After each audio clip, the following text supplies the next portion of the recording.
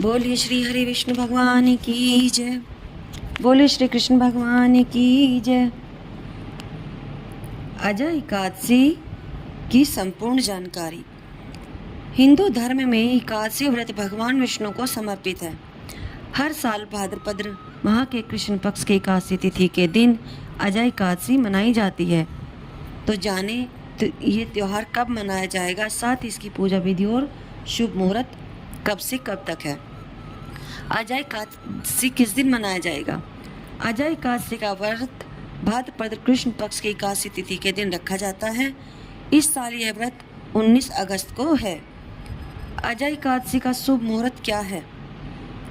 एकादशी तिथि 29 अगस्त को सुबह 1:19 से 30 अगस्त को सुबह 1:37 तक है। अजय एकादशी व्रत 29 अगस्त 2024 को मनाया जाएगा। तो आइए जान लेते हैं अजय एकादशी पूजा विधि। अन्य एकादशी के व्रत की ही तरह अजय एकादशी के व्रत के लिए भी सच्ची भावना से संकल्प लेने का विधान है। इस दिन सुबह जल्दी उठें और अपने सभी दैनिक कार्यों से निवृत्त होकर स्नान आदि के बाद स्वच्छ वस्त्र धारण करें। इसके बाद मंदिर की साफ सफाई कर उसमें लाल या पीला वस्त्र बिछाएं। उस वस्त्र पर भगवान विष्णु और माँ लक्ष्मी की प्रतिमा या मूर्ति स्थापित करें।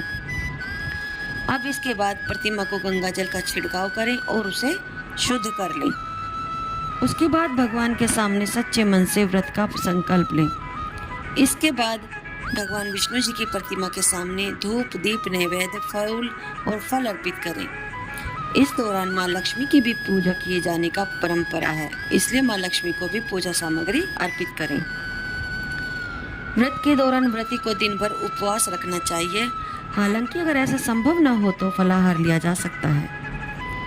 इसके बाद सच्ची भावना से भगवान विष्णु और माँ लक्ष्मी की पूजा अर्चना कर उनकी आरती करें। इसके बाद शाम के समय उन्हें पंचमेव से भोग लगाएं। इस दौरान ध्यान रखें कि विष्णु जी को भोग लगाए जाने वाले भोजन में तुलसी का प्रयोग जरूर करें, क्योंकि ऐसा कहा जाता है कि तुलसी का प्रयोग करने से भगवान नारायण अति प्रसन्न होते हैं। आइए अब आपको सुनाते हैं अजय एकादशी की कथा। अर्जुन ने कहा, हे पुंडरीकाक्ष, मैंने श्रावण शुक्ल एकादशी अर्थात पुत्रदा एकादशी का सविस्तार वर्णन सुना।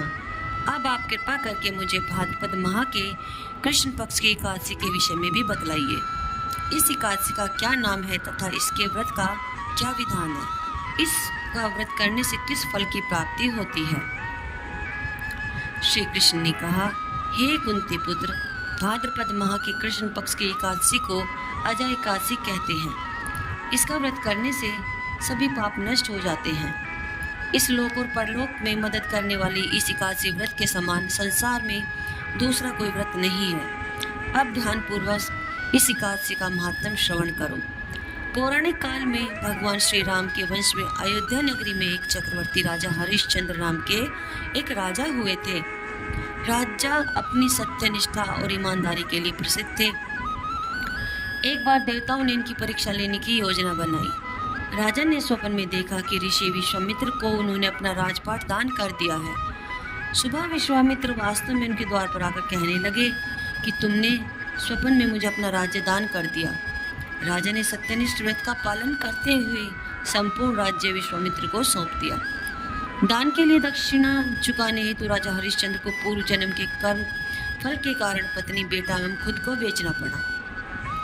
हरिश्चंद्र को एक डोम ने खरीद लिया जो शमशान भूमि में लोगों के दाह संस्कार का काम करवाता था। स्वयं एक चांडाल का दास बन गया।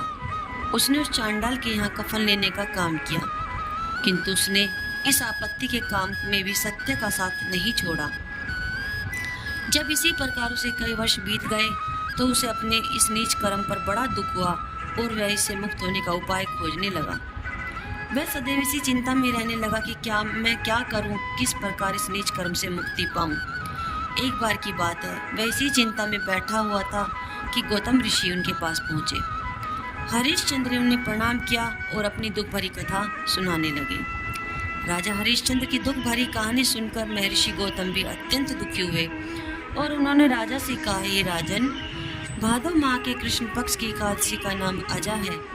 तुम उस एकादशी का विधान पूर्वक व्रत करो तथा रात्रि को जागरण करो, इससे तुम्हारे सभी पाप नष्ट हो जाएंगे।